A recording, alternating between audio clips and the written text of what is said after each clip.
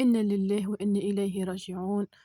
شكون فينا ما سمعش بالخبر البارح وماشي في بالنا إشاعة، لكن تأكدنا من الخبر إنه صحيح. الله يرحمها، الله ينعمها. توفّات معناها الفنانة فايزة المحرزي البارح. الناس الكل كانت تعرف اللي هي مرّت معناها بظروف صحية صعيبة برشا، برشا، ودخلت برشا مرات للمستشفى وخرجت، وعاودت دخلت وعاودت خرجت في الآونة الأخيرة، وفرحنا الناس الكل وسمعنا معناها الخبر اللي هي معناها في تحسّن، لكن قدرة ربي سبحانه وتعالى.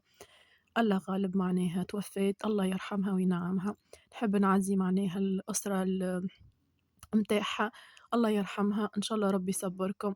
بالحق فايزة معناها كانت من معناها عندِك هي ومنيرة حمدي كنت تفكروها الله يرحمها، هي من أعز معناها الفنانين اللي أنا واحدة من الناس نحبهم ونحترمهم برشا، برشا. بالحق معناها خبر محزن، محزن برشا، برشا. الله يرحمها وينعمها، وشكرًا لكل فنان معناها وقف مع صديقته في الفترة اللي كانت تمُر بيها.